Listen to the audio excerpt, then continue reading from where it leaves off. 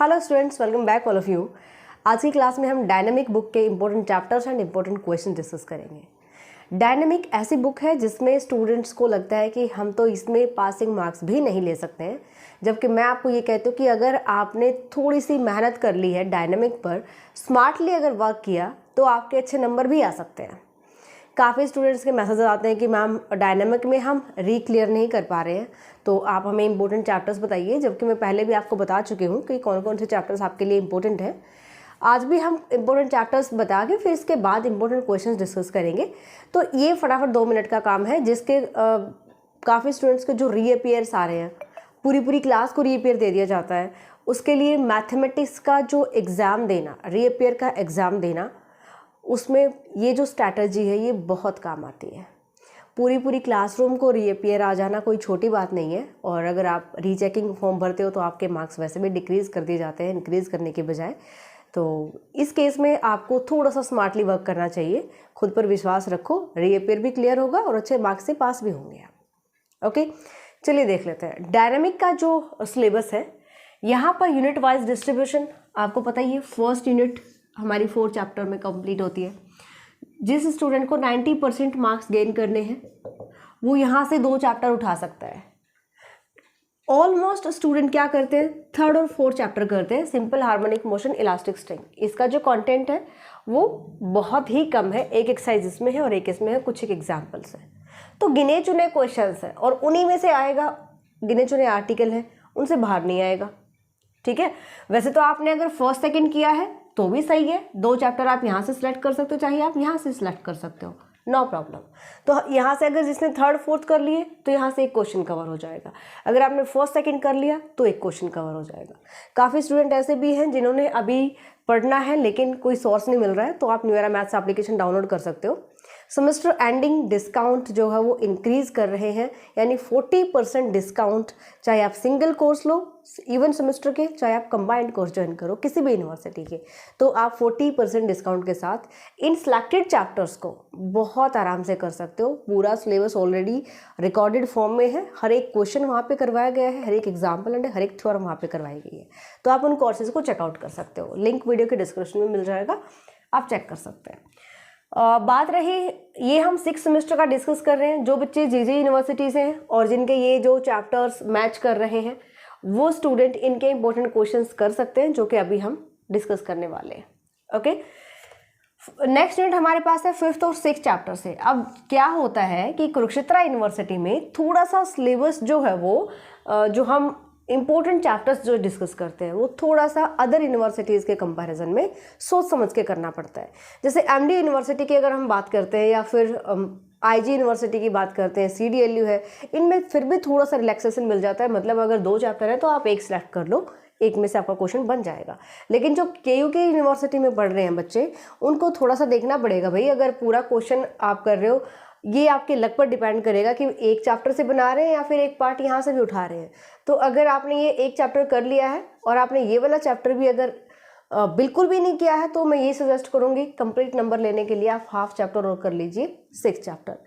Otherwise बन भी सकता है और नहीं भी बन सकता है, ऐसा चलता रहता है। ठीक है, तो यहाँ से अदर यूनिवर्सिटी स्टूडेंट एक चैप्टर स्किप कर सकते हो। आपने अगर 5th कर लिया है तो 6th छोड़ दो, 6th कर लिया है तो 5th छोड़ दीजिए।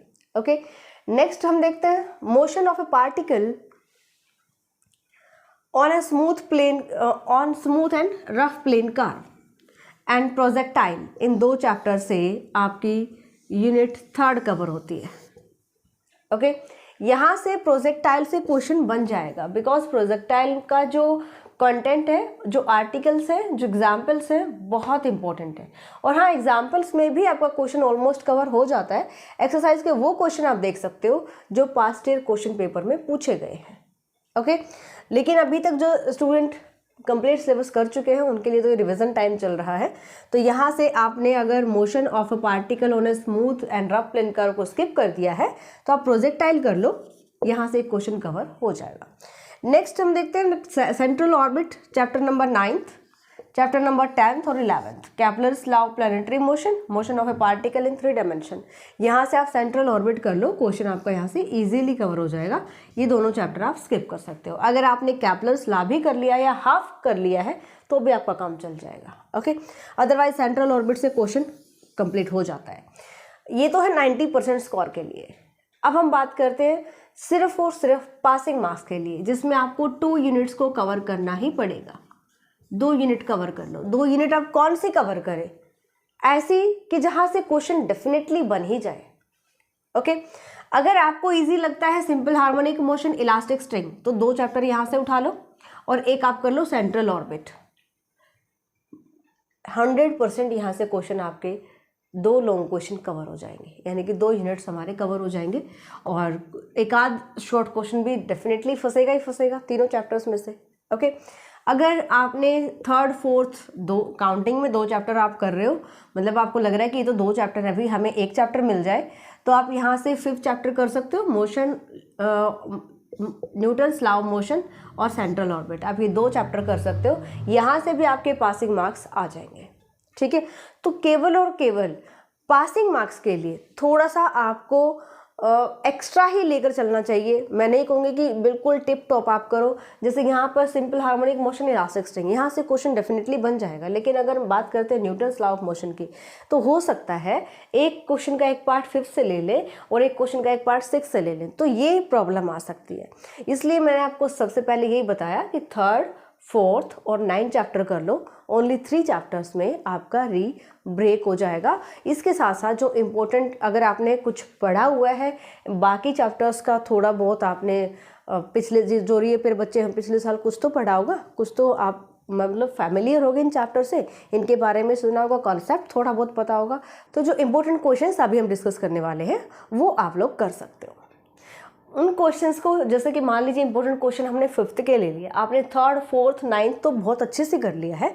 बाकी जो चैप्टर्स, सिलेक्टेड चैप्टर्स, जैसे कि यहाँ से मैंने 5th बताया है ना, यहाँ से 8th बताया, और इन दोनों चैप्टर्स के अगर आपने इंपॉर्टेंट क्वेश्चन भी कर लिए तो हो सकता है वहाँ से भी आपका कोई ना कोई क्वेश्चन का हाफ पार्ट या कंप्लीट क्वेश्चन कवर हो जाएगा। ये जो इम्पोर्टेंट क्वेश्चन है सबसे ज़्यादा रीअपियर स्टूडेंट्स के काम आते हैं, क्योंकि रीअपियर का जो स्टूडेंट्स का जो एग्ज़ाम है वो हूबहू पीछे वाले जो 10 ईयर्स पास्ट क्वेश्चन पेपर्स होते हैं उन्हीं से लिया जाता है। तो ये क्वेश्चन आपको बहुत ज़रूरी है करने, चाहे आप रीअपियर स्टूडेंट हैं, अगर आप फ्रेशर हैं तो आप रिवीजन के टाइम इन क्वेश्चंस को ट्राई कर सकते हैं। यूनिट 1st के क्वेश्चन देखते हैं हम, और ये सारे जो क्वेश्चन मैंने यहाँ पे राइट किए हैं ये है simple harmonic motion and elastic string के, क्योंकि 1st और 2nd चैप्टर अगर आप उनके इंपॉर्टेंट क्वेश्चंस देखना चाहते हैं तो free of cost Neura maths application पर कोर्स में आपको मिल जाएंगे, वहाँ से देख सकते हो। ये सिर्फ मैं इंपॉर्टेंट चैप्टर्स के आपको यहाँ पर इंपॉर्टेंट क्वेश्चंस बता रही हूँ। Okay, question number 1, a particle moves with a simple harmonic motion in a straight line in the 1st second after starting from rest it travel distance A and the next second it travels distance B in the same direction। Most important question है, और इसके जैसे question exercise में भी आपको मिलेंगे, example भी आपको मिलेंगे, और सभी क्वेश्चंस बिल्कुल कंप्लीट करवाए गए हैं। जो भी स्टूडेंट इंटरेस्टेड है 40% डिस्काउंट के साथ एनरोल कर सकता है। कहता है कि in the same direction prove that the amplitude of the motion is this, ये प्रूव कीजिए। और ये क्वेश्चन 2 से 3 बार रिपीट हुआ है, इसलिए इंपॉर्टेंट क्वेश्चन है। सेकेंड क्वेश्चन, अब देखिए, आप एक क्वेश्चन का एक पार्ट ये है और सेकेंड पार्ट हमारे पास ये है। अब जो सेकेंड पार्ट है एक सिंपल हार्मोनिक से लिया जाएगा, दूसरा इलास्टिक स्ट्रिंग से लिया जाएगा।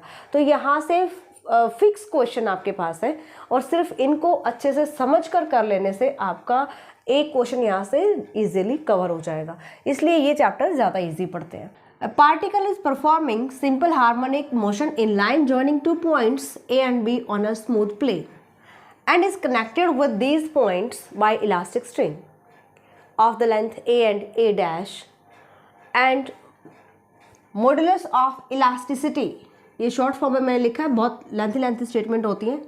मॉडुलस ऑफ इलास्टिसिटी क्या गिवन है, लैम्डा लैम्डा डैश रिस्पेक्टिवली दोनों पार्ट्स के लिए। Show that the time period of oscillation is this, time period के भी आपके पास 3 से 4 ऐसे क्वेश्चन हैं एक्सरसाइज और एग्जाम्पल को मिला के, जिनमें से एक क्वेश्चन डेफिनेटली आ ही सकता है। मतलब यहाँ से तो आपको कोई क्वेश्चन छोड़ना भी नहीं चाहिए, लेकिन ये वो पर्टिकुलर क्वेश्चन है जिनको आपको बिल्कुल ही नहीं छोड़ के जाना है, सॉल्व अपने हाथ से सॉल्व करके देखोगे बिल्कुल अच्छे से। ये आपको प्रूव करना है time of oscillation. Question number 3, a particle moving with simple harmonic motion of period 12 second travels 10 centimeter from position of rest in 2 second. Find amplitude, maximum velocity and at the end of 2 second. maximum velocity बताइए end of 2 second, end से 2 second अगर चलता है तो आपको maximum velocity बतानी है. Question number 4th, a mass of 4 kg suspended from a light elastic string of natural length. ये जो short form है, this is elastic string. This is natural length of 3 meter extended at a distance 2 meter. One end of the string is fixed and a mass 2 kg is attached to the other end. The mass is held so that string is just unstressed and then let go. Find amplitude, period, maximum velocity of motion. Same question आपका exercise में भी है और same question बिल्कुल सिर्फ statement change करी गई है, एग्जाम्पल भी है. Question number 5th, a particle moving in a straight line with simple harmonic motion has velocities v1 and v2 when its distances from center are x1 and x2. Show कीजिए period of motion. हमारे पास ये बहुत ही छोटा सा question, बहुत ही छोटा सा question. ये क्वेश्चन शॉर्ट क्वेश्चन में भी आ सकता है, बिल्कुल बहुत ही छोटा सा क्वेश्चन है और ये लॉन्ग में पूछा गया है. क्वेश्चन नंबर 6th, यहाँ पर मैंने मार्कर इसीलिए डिफरेंट लिए हैं क्योंकि थोड़ा सा आप समझ सकें, क्योंकि स्पेस बहुत कम हो जाता है, स्टेटमेंट इसकी बहुत लेंथी होती है और एक बार में ज़्यादा से ज़्यादा क्वेश्चन हम यहाँ पे राइट कर पाएँ. If T1 T2 be the periods corresponding to the 2 different attached weights, 2 different weights आपको अटैच करने हैं, and C1 C2 are statical extension due to this weights, prove that G equals to 4 pi square C1 minus C2 divide by T2 square minus T2 square minus T1 square. ये आपको prove करना है. तो यहाँ पर ये question भी 2 से 3 बार रिपीट हुआ है एग्जाम्स में.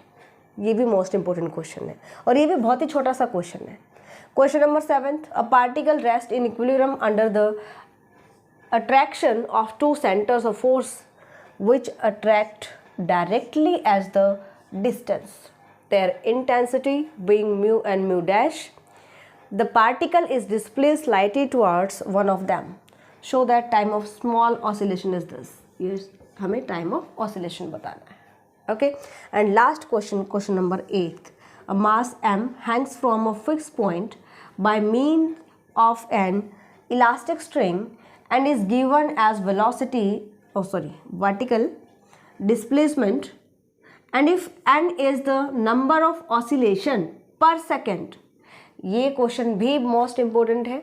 इसका एग्जाम्पल एंड इससे सिमिलर एक्सरसाइज का क्वेश्चन दोनों ही आपको ट्राई करने हैं. यहाँ पे मैंने एक लिखा हुआ है, आपको दोनों ट्राई करने हैं. n is the number of oscillation per second in and swing simple harmonic motion. and L is equilibrium length of string. Show कीजिए natural length of string is L minus G divide by 4 pi square into N square. ये last के question से लिया गया है. Okay, तो last sem question आपके पास है एक्सरसाइज का. इसके सिमिलर एक क्वेश्चन और भी मिलेगा आपको. दोनों ही क्वेश्चन आपको अच्छे से ट्राई करने हैं. तो ये क्वेश्चन सिर्फ हमने यूनिट 1 और उसके भी इम्पोर्टेंट चैप्टर्स के बताए हैं. नेक्स्ट जो हम देखेंगे वो सेंट्रल ऑर्बिट के. इसके अलावा जितने भी चैप्टर्स हैं डायनामिक के, या फिर आप जीजी यूनिवर्सिटी के स्टूडेंट हैं तो आप कंबाइंड कोर्सेज में या सिंगल कोर्सेज में जाकर के free of cost in questions को देख सकते हैं. ठीक है भाई, ये जो क्वेश्चन है ये सभी के सभी आपके पास है सेंट्रल ऑर्बिट के. ठीक है, तीनों चैप्टर्स ऐसे हैं जो आपको रीअपियर से बचा सकते हैं. Central orbits. Okay, simple harmonic motion, elastic string के क्वेश्चन हमने देख लिए हैं. यहाँ से आप स्क्रीनशॉट ले सकते हो. ये ज़्यादा होच पोच नहीं है पहले वाले की तरह. आई मीन अलग अलग आपको साफ साफ दिखाई दे रहा है. तो ये सारे क्वेश्चंस आपको ट्राई करने हैं क्योंकि सेंट्रल ऑर्बिट से पूरा एक क्वेश्चन कवर होता है. इसलिए जो इनसे रिलेटेड क्वेश्चन, जैसे कि यहाँ पर आप ये वाला क्वेश्चन देखिएगा 6th क्वेश्चन, इस टाइप के आपको स्टेटमेंट चेंज करके अलग से क्वेश्चन मिल जाएगा. तो ये क्वेश्चन इस टाइप के आप कर सकें, ऐसे आपको इनको बेसिक के साथ तैयार करना है. ओके, जैसे कि यहाँ पे लास्ट क्वेश्चन है, ये भी आपके पास न्यूमेरिकल क्वेश्चन यानी कि थ्योरेटिकल पोर्शन नहीं है. पोलर फॉर्म में सेंट्रल ऑर्बिट की इक्वेशन, डिफरेंशियल इक्वेशन, ठीक है, और पीडल फॉर्म दोनों में ही आपसे पूछी जा सकती है. पीडल फॉर्म का आर्टिकल भी इंपॉर्टेंट है, पोलर फॉर्म का आर्टिकल भी इंपॉर्टेंट है. ओके। तो ये कुछ क्वेश्चंस हैं जो कि आपको ट्राई करने ही करने हैं सेंट्रल ऑर्बिट से। बहुत अच्छे से आप तैयारी कर सकते हो, बिल्कुल घबराने की ज़रूरत नहीं है। जिन स्टूडेंट्स को रीअपियर आया हुआ है, जिनका लास्ट चांस है, जिनका मर्सी चांस है, सभी के सभी अपने जो रीअपियर्स एग्ज़ाम है क्लियर कर सकते हो, क्रैक कर सकते हो। सिर्फ और सिर्फ फोकस करना है इंपॉर्टेंट चैप्टर्स पर और उनको इस टाइप से तैयार करना है कि वहाँ से जो क्वेश्चन आ जाएगा तो उनको हम नहीं छोड़ कर आएंगे, उनको हमें एग्ज़ाम में कंप्लीट करना ही है। लगभग 1 मंथ ही मान के चलो, क्योंकि MDU यूनिवर्सिटी की डेट शीट भी आ गई है। अभी 1 मई से या 2 मई से एग्ज़ाम स्टार्ट हो जाएंगे। और जैसा कि हमने पहले डिस्कस किया था कि इलेक्शन से पहले हो सकता है, इलेक्शन से पहले आपके एग्ज़ाम्स ऑलमोस्ट यहाँ पर कंप्लीट हो जाए। क्लियर?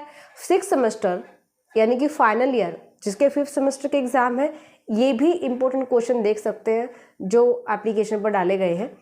जो फाइनली स्टूडेंट होते हैं उनके एग्ज़ाम जल्दी करवाना भी बहुत ज़रूरी है, क्योंकि आपको आगे जा कर के PG में एडमिशन लेना है और उसके लिए एंट्रेंस की तैयारी करनी है और फिर आपको किसी यूनिवर्सिटी में जो एडमिशन लेना है, इसीलिए आपके एग्ज़ाम जल्दी करवाए जाएंगे। तो हर यूनिवर्सिटी के स्टूडेंट्स तैयार रहें, अपनी तैयारी बना के रखें।